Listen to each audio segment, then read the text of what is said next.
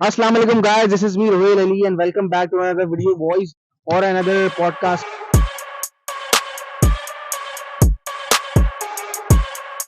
Guys, आज हमारे साथ मौजूद है बहुत ही स्पेशल गेस्ट मौजूद हैं जो कि फेडरेशन में तो बहुत ज़्यादा ही अपने फेडरेशन में जो है बहुत ज़्यादा पॉपुलर भी हैं और हाल ही में ही जो है वो प्रेसिडेंट भी अपने डिस्ट्रिक्ट के हवाले से बने। सो और उनको किसी का तारुफ का तो मैं कहता हूँ कोई मोहताज नहीं है वो। So please welcome mister Jalal Khan Afridi. So sir please कम। हाँ भाई सर अस्सलाम वालेकुम और तशरीफ रखें सर। हाँ बैठे हैं। तो सर कैसे हैं आप, ठीक हैं? अल्हम्दुलिल्लाह माइक कैसे हैं, अल्हम्दुलिल्लाह ठीक हैं आप? शुक्र शुक्र और तबीयत वगैरह कैसी है आपको? कैसा जबरदस्त लग रहा है आपको आज पॉडकास्ट में आके? फर्स्ट टाइम है मेरा हैं? और देखते हैं कैसा एक्सपीरियंस होता है ये। फर्स्ट ऑफ ऑल सर आपका बहुत बहुत शुक्रिया कि आप इस थोड़ा सा आपने कीमती वक्त निकाला हमारे लिए और इस पॉडकास्ट में, क्योंकि आजकल आपकी बहुत ज़्यादा मसरूफियात तो सर की बहुत ज़्यादा ही हैं क्योंकि मीटिंग्स भी चल रही हैं और दूसरा हाल ही में आप डिस्ट्रिक्ट में जो अपनी डिस्ट्रिक्ट, वैसे आप एक सवाल है कि आप अपने कौन से डिस्ट्रिक्ट के अंदर जो है प्रेसिडेंट बने? जी मैं जो हूँ अभी हमने इलेक्शन लड़ा है, एनसी ने जो इलेक्शन करवाया पीएफएफ ने नॉमिनेशन कमेटी ने, तो उसमें मैं डिस्ट्रिक्ट वेस्ट में जो है मैंने इलेक्शन लड़ा। मेरा पूरा पैनल था हमख्याल ग्रुप के नाम से, जिसमें मुझे उन्होंने मेरे पैनल ने मुझे प्रेसिडेंट के लिए इलेक्शन लड़ने के लिए उन्होंने मुझे भेजा और अल्हम्दुलिल्लाह तो मेरे पूरे पैनल ने ये इलेक्शन जीता और इसमें मैं प्रेसिडेंट मुंतखब हुआ अपने इलेक्शन अपने ग्रुप सर की बहुत तरफ से माशाल्लाह आप डिस्ट्रिक्ट लोग, वेस्ट के आपके लिए। लिए बहुत सारी दुआएं कि इंशाल्लाह आप फुटबॉल के लिए बहुत बहुत सब कुछ करें और क्लब्स के लिए, हाँ क्योंकि क्लब्स के लिए मैं कहता हूँ कोई भी वर्किंग नहीं होती हमारे लिए। So there is not for the opportunity for the students और young person and young generation के लिए जो है ना बिल्कुल भी जो है वो अपॉर्चुनिटी नहीं होती स्पोर्ट्स के रिलेटेड। और आप माशाल्लाह से हम भी देखते हैं चीज़ों को कि वो बहुत ज़्यादा ही वर्क कर रहे हैं। सो सर आप अपना थोड़ा सा इंट्रोडक्शन दें और बताएं कि आप स्पोर्ट्स में कब कितने टाइम से आप इनरोल्ड हैं और कैसा आपका एक्सपीरियंस रहता है स्पोर्ट्स के अंदर? देखिए अब इस तरह का इंट्रोडक्शन बहुत लंबा हो जाएगा, मगर ये है कि कोई 32-33 साल से मैं फुटबॉल से मुंसलिक हूँ। एज अ प्लेयर खेलता रहा, उसके बाद कोचिंग में आया।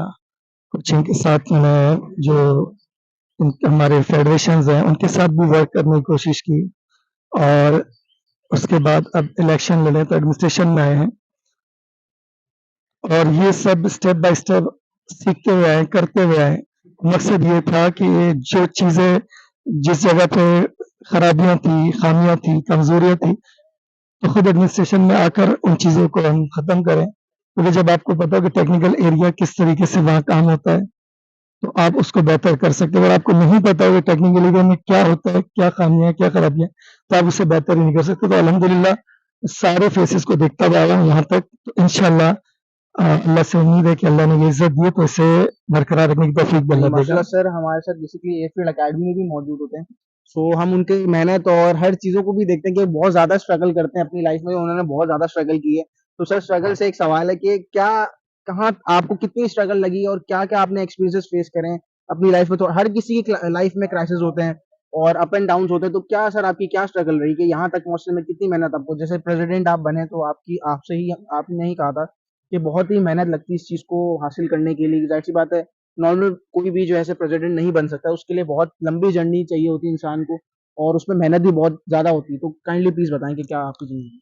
देखिए ये जो अभी इलेक्शन हुआ, तो ये इलेक्शन तो इसका जो सारा प्रोसेस अगर मैं आपको बताऊँ तो 3 से 5 महीने का था, जिसके अंदर फीफा एनसी ने पाकिस्तान सॉरी फीफा का नहीं, एनसी पाकिस्तान ने जो है उसने बहुत ज़बरदस्त काम ये किया कि हमारे पास यहाँ पाकिस्तान बनने से पहले एक क्लब रजिस्टर्ड क्लब है हमारे पास, मगर प्रॉब्लम ये है कि उनके पास डॉक्यूमेंटेशन वगैरह कुछ नहीं थी। एनसी पाकिस्तान ने ये ज़बरदस्त काम किया कि इन क्लबों को सबसे पहले डॉक्यूमेंटेशन की तरफ लेकर गए। ये बहुत अच्छा, ये बहुत लीगली भी एक मैं कहता हूँ सेफ्टी भी है चीज़ों के लिए, सेफ्टी तो है ही है, लेकिन लीगल वर्क जो है वो बहुत ज़्यादा इम्पोर्टेंट होता है कि हर प्लेयर का एक जो डॉक्यूमेंटेशन है वो बेसिकली हर जो भी कोई इदारा है जैसे पीएफएफ है, जो पाकिस्तान फुटबॉल फेडरेशन है, उसके पास भी जो है रिकॉर्ड होना चाहिए, क्योंकि हमने खुद देखा कि फुटबॉल के लिए जो है ना बहुत कम चांसेस होते हैं स्टूडेंट्स के लिए कि वो फुटबॉल में कुछ जो है वो चीज़ों को हासिल कर सकें, अचीवमेंट अपनी हासिल कर सकें। तो ये थोड़ा-सा मुश्किलात होती हैं। तो आप बताएँ इस बारे में क्या है? तो मैं यही कह रहा था कि वो सबसे पहले क्लबों को लेकर आए डॉक्यूमेंटेशन की तरफ। अब उसमें मैं आपको छोटी सी मिसाल दूंगा कि कोई तकरीबन 5,000 के करीब कर पाकिस्तान में क्लबों ने रजिस्ट्रेशन भेजी है, जिसमें से 2300 के करीब रजिस्ट्रेशन राइट थी, बाकी जो थी वो सिर्फ बराए नाम थी। तो उसके बाद उन्होंने एक स्क्रूटनी का अमल दिया और इन डॉक्यूमेंटेशन में जब रिक्वेस्ट भेजी गई थी कि हमें रजिस्टर होना है, तो उसके अंदर पाकिस्तान एनसी ने बहुत भरपूर मेहनत और सपोर्ट की और उनको तरीक़ेकार वगैरह सब कुछ करके दिया क्लबों को कि आप ये प्रोसेस है, इस तरीके से होगा, वो फैसिलिटेट करते रहे। वक़्तन फ़वक़्तन, स्टेप बाय स्टेप एनसी ने जो है क्लबों को फैसिलिटेट किया। उसके बाद जब डॉक्यूमेंटेशन की तरफ से वहाँ से क्लियरेंस हो गई, तो उसके बाद उनको स्क्रूटनी में लेकर गए और सिंपल रूल लिखा हुआ था कि आप 20 प्लेयर खड़े करें, 3 ऑफिशियल लेकर आएँ और उसके बाद आपको मैच खेलना था। जी, जी। और उस प्रोसेस से गुजरने के बाद आपको राइट ऑफ वोट मिलना था। तो उसका भी बाकायदा टाइम वर्क वगैरह सब कुछ फ्रेमवर्क बना कर दिया उन्होंने और बड़े शफ़ाफ़ तरीके से किया। उसके अंदर कुछ क्लबों मतलब अक्सरियत को राइट ऑफ वोट मिला और कुछ क्लबों को नहीं मिला, जिसमें उन क्लबों की अपनी खामियाँ कोताहियाँ थी। इसमें एनसी का कोई कसूर नहीं था। जिसने अपने प्लेयर पूरे नहीं किए या ऑफिशियल में मसला हुआ या किसी एक क्लब के प्लेयर दूसरे क्लब में खड़े हुए या कोई रेफरी आकर किसी क्लब के साथ खड़ा हो गया टेक्निकल जी, जी। एरिया का, बहुत सारी चीज़ें तो होती हैं ये जिसमें चीज़ें मैटर थी करती जिसके हैं। ऊपर उनको राइट ऑफ वोट नहीं मिला। जी, जी। फिर राइट ऑफ वोट देने के बाद अच्छा राइट ऑफ प्ले तो मिल गया था बहुत से क्लबों को, 2300 के करीब राइट ऑफ प्ले मिला, तो तकरीबन 1200-1300 के करीब जो है राइट ऑफ वोट मिला इनको। अब वो राइट ऑफ वोट मैंने जिस तरह बताया कि क्या जी, प्रॉब्लम जी। हुई, उसके बाद एक और उन्होंने टाइम दिया हमें कि इस टाइम में आपने ये वोट रजिस्टर करना है, बिल्कुल शफ़ाफ़ तरीके से। उसके बाद उन्होंने फिर एक टाइम दिया कि अब आपने 4 से 5 दिन का जो टाइम था उसके अंदर अपने राइट ऑफ वोट का इस्तेमाल करते हुए अपने पसंदीदा लोगों को वोट देना है। तो इस मामले में था कि वाक़ई बहुत मेहनत करनी पड़ी, लोगों को अवेयर करना बहुत ज़्यादा मुश्किल था, जी, लोगों को बहुत ही एक मेन डॉक्यूमेंटेशन की तरफ पॉइंट लाना है जो बहुत मुश्किल मैं काम कहता हूँ था। सबके लिए कि हमारी जो अभी जो भी हमारी आवाम है, उसके लिए उसको समझाना ऐसा कहता हूँ सबसे बड़ा एक वो होता है स्टेप होता है कि आवाम को जैसे हमारे पॉलिटिशियन है इमरान खान साहब जो हैं, उन्होंने भी यही कहा है आवाम को जगाया है और कहा है कि ये चीज़ गलत है और ये चीज़ जो है वो सही है। तो सर मेरा आगे जो ये सवाल तो मेरा ये होता है कि आपसे कि यंग जनरेशन को क्या आप कहना चाहते हैं कि क्या स्पोर्ट्स में कैसा एनरोल होना चाहिए? फुटबॉल उनके लिए कितनी ज़रूरी है और दूसरे दीगर स्पोर्ट्स कितने ज़रूरी हैं?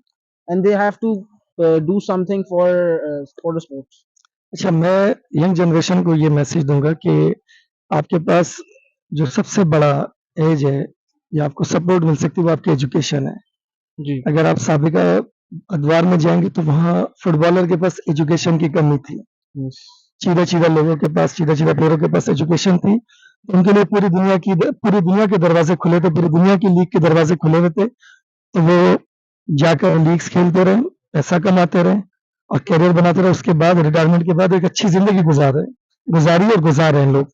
जबकि जिनके पास एजुकेशन नहीं थी, उनके लिए रास्ते बनते हैं और अब तो क्योंकि इंटरनेट का दौर है, तो हर चीज़ आपको अवेलेबल है और ये कनेक्ट प्रोग्राम आने से, एनसी का प्रोग्राम आने से अब पूरी दुनिया के साथ हर क्लब कनेक्ट हो कनेक्ट जाएगा। हो सकता है। वो अपने रास्ते खुद ढूँढ सकता है। उसको सारे रास्ते फीफा खोल के दे रहा सो है। Basically you are saying that कि एजुकेशन जो है वो बेसिकली बहुत बहुत मोस्ट ज़्यादा, इम्पोर्टेंट और मैं मोस्ट भी ये इम्पोर्टेंट कहता हूँ है। कि education is a main element for the success कि आपकी जो एजुकेशन है वो बेसिकली बहुत ज़्यादा इम्पोर्टेंट है स्टूडेंट्स के लिए जो यंग स्टूडेंट्स हैं।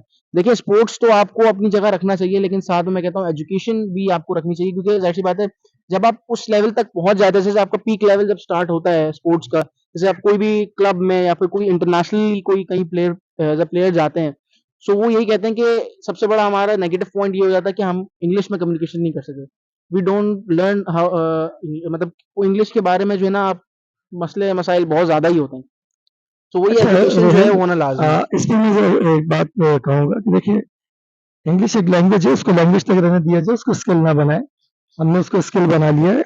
आप यूरोप वगैरह देखिए वो इंग्लिश का इस्तेमाल नहीं करते हैं। अरब जो है वो इंग्लिश का इस्तेमाल नहीं करते हैं। एजुकेशन से मुराद जो थी 2 एजुकेशन, एक तो आपकी कॉमन हमारी जो हम स्कूल्स वगैरह यूनिवर्सिटी कॉलेज ये तो लाज़मी है, ये हर फील्ड में। अगर आपको स्पोर्ट्स में करियर बनाना है, इसके लिए भी आपकी कम्युनिकेशन बहुत अच्छी होनी चाहिए। इसके अलावा स्पोर्ट्स एजुकेशन की तरफ जाना होगा।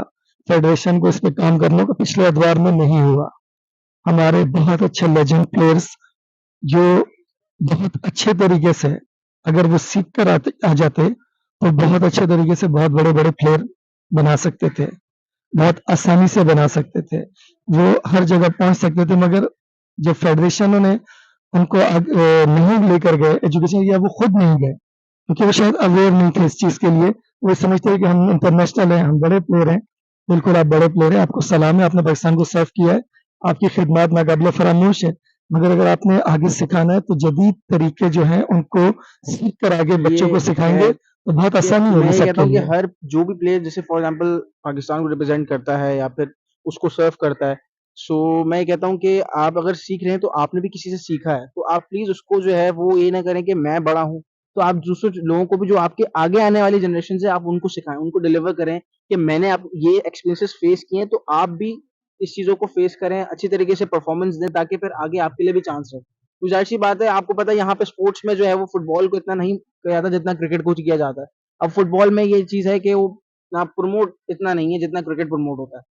सो ये चीजें हैं बेसिकली। अब देखिए ना, सारी चीज़ें प्रेजेंटेशन की है। अगर फुटबॉल के लोकल टूर्नामेंट्स भी हैं और वो जैसे हमारे यहाँ एकेडमीज हैं, एयरफील्ड हो गया, दूसरी तीसरी हमारी जो अच्छी एकेडमीज हैं, उनके जो इवेंट्स होते हैं उसमें आप देखिए कितने स्पॉन्सर आ रहे होते हैं। हम्म। फुटबॉल के अगर लोकल क्लब जो टूर्नामेंट चला रहे होते हैं, अगर वो स्पॉन्सर्स के पास जाए और अच्छे तरीके से अपने टूर्नामेंट की प्रेजेंटेशन पेश करें, तो मे भी कि वहाँ पे 2-3 स्पॉन्सर आने चाहिए।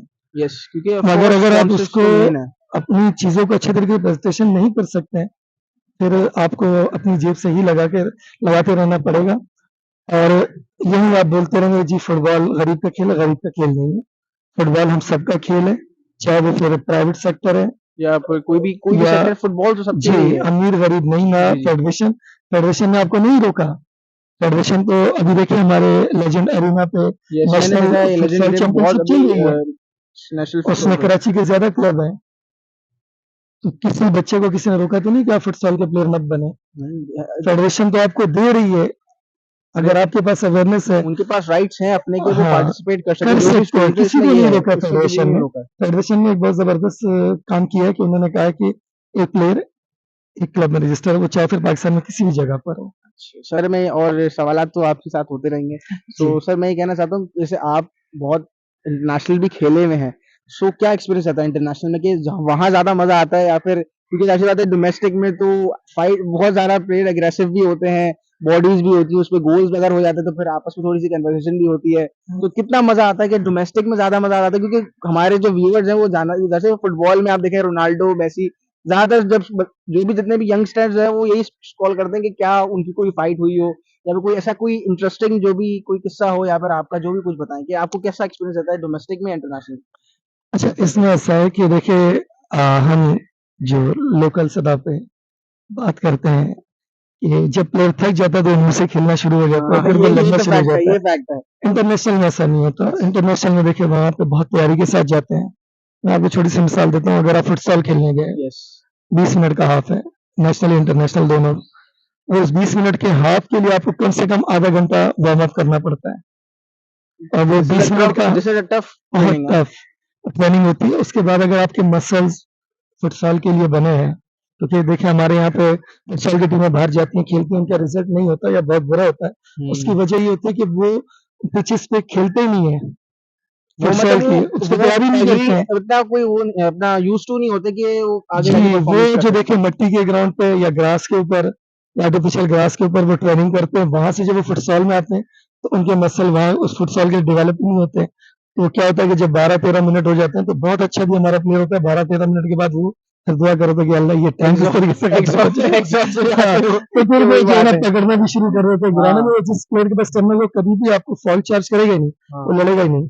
अगर जिस प्लेयर के पास स्टेमिना नहीं होगा, उसके मसल काम नहीं कर रहे होंगे, तो फिर वो लड़ेगा भी और आपको चार्ज भी लेकिन करेगा। सर मैं तो तो ये ये कहना चाहता हूँ प्रॉब्लम्स कि आती हैं, आपने तो और जो नर्व्स भी के ऊपर काबू इंटरनेशनल, रखना हाँ, होता है। ये है कि पेशेंस हाँ, पेशेंस बहुत इज ज़्यादा, बहुत बहुत जरूरी है, कि ज़्यादा। पेशेंस होना बहुत लाजमी है। तो आपको सर मैं एग्री करना ये पड़ता है मेरा रेफरी एक से। सवाल आपने जवाब नहीं दिया मेरे जी, सवाल जी। का, कि आप अपना कोई ऐसा कोई कोई एक बड़ा मशहूर कोई, जैसे ना इसको बोलते हैं यादगार, जो मेरे इंटरनेशनल में यार ये चीज हुई थी, वो मुझे अभी तक याद है कि इतने मैंने, अच्छा चले गोल्स ही बता दें कि गोल्स कितने आपने, मतलब जहाँ हायर स्कोर आपने क्या था आपका नहीं, फर्स्ट मैं लास्ट। जो है ना उसपे, क्योंकि मैं एक डिफेंडर था, तो अमूमन जो है डिफेंडर को गोल करने का मौका नहीं मिलता। मैं अपने एक्सपीरियंस में अब तकरीबन कोरोना से पहले, मेरा ख्याल है 2018 में, हम foundation public school high discharge system जो है स्कूल, उसके साथ मैं गया हुआ था जब हमारी फूसा अकेडमी हम रन कर रहे थे। फाउंडेशन जी, फाउंडेशन एड्रेस शुगर अकेडमी, तो उसमें हम जब गए थे तो वहाँ हम ये समझते हैं कि हमारे यहाँ पे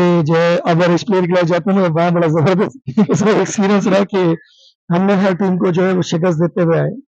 क्योंकि मुझे उनकी टैक्टिक्स का पता था अरब का, कि वो एक्स मार्क वगैरह जिस तरह बनाए खेलते, तो उनके हमने यहाँ पे प्रैक्टिस की हुई थी कि हमने मार्क इनके इन स्ट्रेटेजीज को किस तरीके से क्योंकि मैं ब्लॉक ये कहता करना है। हूँ मैं सॉरी आपकी बात काट रहा हूँ, लेकिन मैं ये कहना चाहता हूँ कि फॉर एग्जांपल जो कोच वहाँ का एक्सपीरियंस होता है ना, वो आपको प्लेयर्स जो आप उसके साथ जो प्लेयर्स होते हैं, उसके जो जो शागिर्द होते हैं, वो एक अच्छा बेनिफिट होता है हर किसी के लिए कि स्टूडेंट्स के तो खासतौर मैं कहता हूँ अगर उनका कोच इंटरनेशनल खेले में और उनको एक्सपीरियंस है कि आउट ऑफ द कंट्री किस तरह खेला जाता है या फिर जो भी वहाँ के प्लेयर्स है कैसे परफॉर्मेंस करते हैं, तो उनके लिए ज्यादा हैव बेनिफिट्स कि वो किस तरह परफॉर्म कर सकते हैं बाहर। तो मैं इसी तरफ आ रहा था कि उसके अंदर जब हम फाइनल के लिए क्वालिफाई किया अंडर 12 और 14 में ना, तो 12 तो हमारी थोड़ी सी टीम कमजोर रही, मगर 14 हमारी, क्योंकि हमने बड़ी अच्छी तैयारी की हुई थी, तो उसके अंदर जब हमारे सामने टीम आई, अर्मेनिया का कोच था, बड़ा मंजा हुआ यूएफए खेला हुआ और ए लाइसेंस कोच था। तो जब हमने उनकी फाइनल में टीम देखी, बिल्कुल चेंज थी सेमीफाइनल से पूरी टीम टीम चेंज हो गई है। तो वो सारे जो अंडर 14 थे सब मेरी हाइट के लड़के आ गए। तो मुझसे मेरे डेलीगेशन के थे शाहरुख साहब, उन्होंने कहा कि ये तो लड़के बड़े हैं तो इनके ऊपर प्रोटेस्ट किए। मैंने कहा नहीं सर, हम खेलेंगे, क्योंकि वो प्रोटेस्ट की जगह नहीं है और ये फाइनल है। नेशनल गए हैं हाँ, और वो तो फाइनल है। उन्होंने कहा तो क्या हम इससे जीत सकते हैं? मैंने कहा जी बिल्कुल जीत सकते हैं, बड़े अच्छे तरीके से जीतेंगे। तो उनको स्टूडेंट्स बहुत ज्यादा वो हो गए होंगे। स्टूडेंट जो बहुत ज्यादा बूस्टअप हो गए। हाँ उसके बाद जिस तरीके से हम तैयारी करके उतरे मेंटली तौर पर उनको प्रिपेयर थे, तो फिर उतरते साथ ही हमने उनको स्कोर वगैरह किए और बड़ा अच्छा मैच हमने वो निकाला।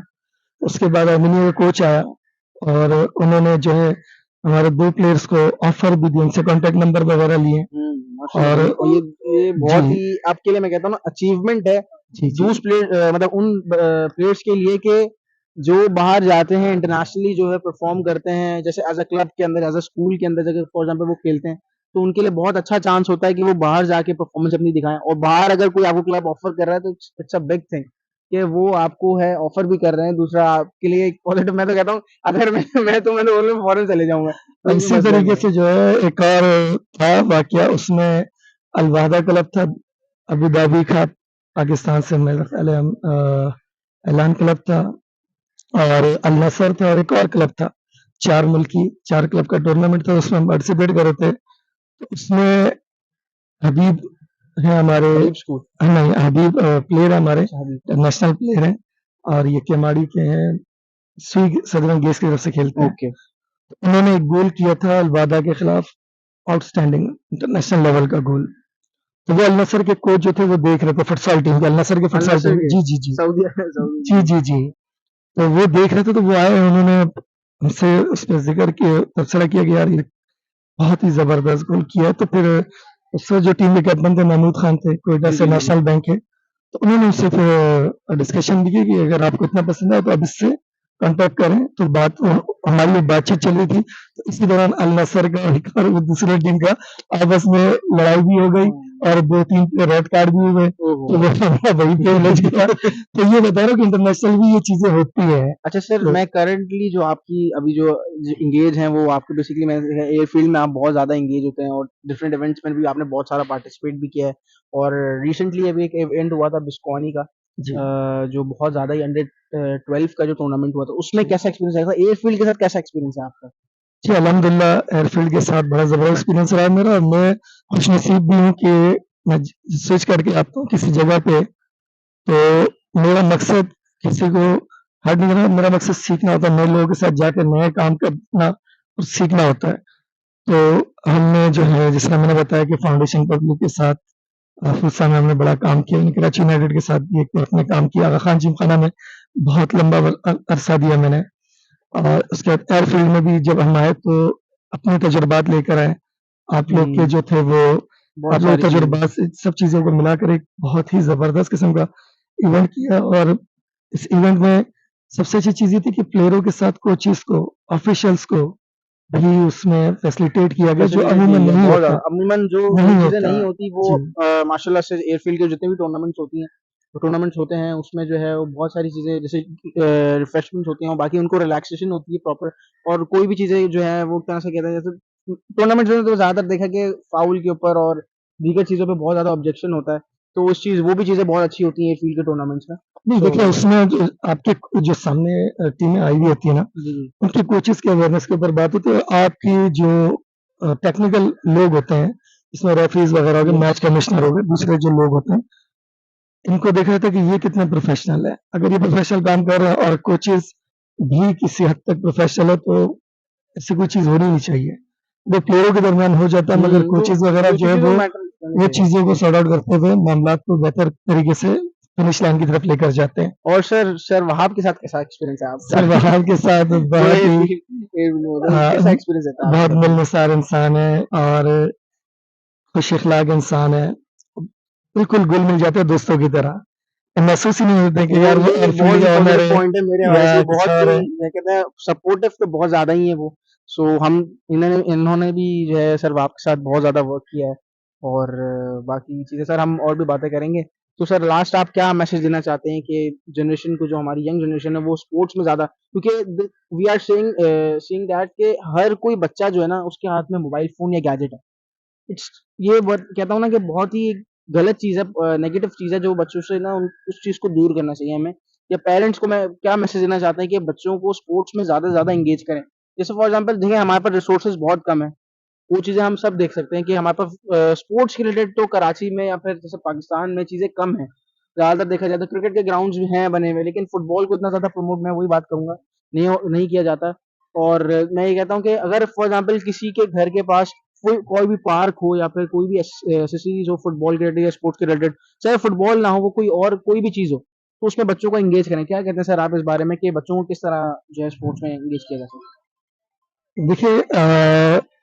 जहाँ तक मोबाइल वगैरह की बात है, किसी और चीज़ की बात है, कोई और एक्टिविटी है, जो बच्चों को स्पोर्ट्स से दूर रखती है, तो जिस तरीके से आप स्कूल में टाइम दिया हुआ है आपने, ट्यूशन के लिए टाइम दिया, मदरसे के लिए टाइम दिया, खाने के लिए टाइम रखा, हर चीज़ के टाइम में सिर्फ स्पोर्ट्स का या मोबाइल वगैरह जो है, क्योंकि मोबाइल देखिए सारा नेगेटिव तो हो नहीं सकता, नेगेटिव थिंग के लिए तो बना ही नहीं है जी था। जी जी तो उसपे जो पॉजिटिव चीज़ें हैं, अगर पेरेंट्स उस पे चेक एंड बैलेंस रख सके तो बहुत अच्छा है, ना रख सके तो कम से कम उनको एक मखसूस टाइम तक यस इस्तेमाल लिमिटेड करने दें, टाइम्स हैं क्योंकि बेसिकली वो उन्होंने क्योंकि आगे यूज्ड टू जो हो है जाते हैं उस जी, चीज़ों के बहुत ज़्यादा आगे चलकर उन्होंने इस मोबाइल के साथ या लैपटॉप, कंप्यूटर के साथ आईए के दौर में जाना है। जी जी जी क्योंकि एआई के आजकल सॉरी के एआई के दौर एआई में के जाना दौर है, में आर्टिफिशियल तो इंटेलिजेंस के उनको दौर में जाना है आर्टिफिशियल इंटेलिजेंस के दौर में जाना है, तो उनको इन चीज़ों का इस्तेमाल भी पता होना चाहिए।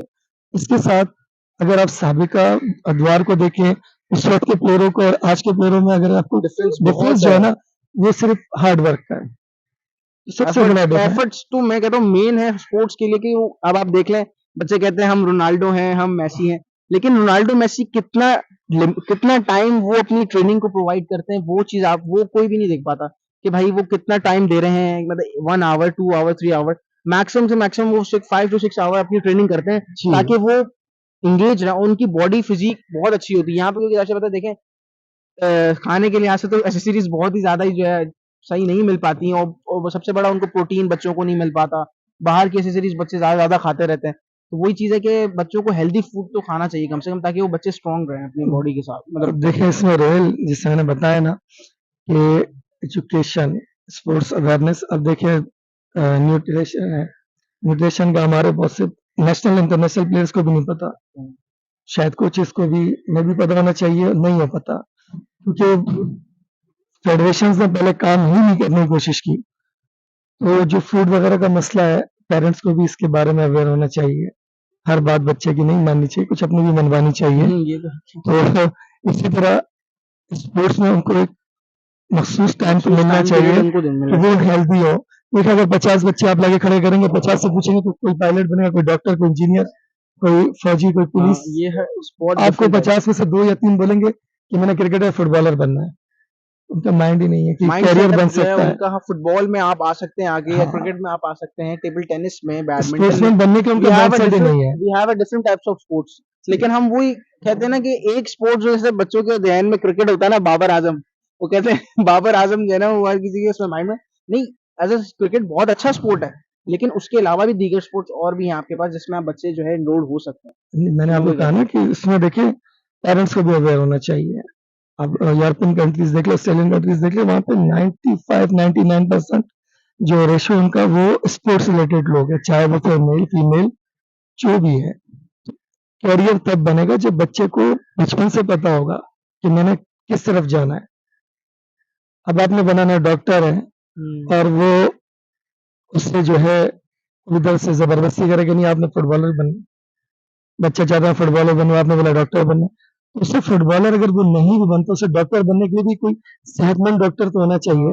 मतलब तो बच्चे को आप बिल्कुल स्पोर्ट्स में इन्वॉल्व करें, चाहे वो क्रिकेट हो फुटबॉल हो, फिजिकल, मैं कहता कोई हूँ चीज फिजिकल नहीं है, एक्टिविटी में, फिजिकल कोई भी फिजिकल एक्टिविटीज एक्टिविटी लाजमी होनी लाजमी होनी चाहिए चाहिए। इन बच्चों के अंदर, ताकि ये हेल्दी, जब ये हेल्दी होंगे, ये सेहतमंद होंगे, तो आपका माशरा सेहतमंद होगा, पाकिस्तान सेहतमंद होगा।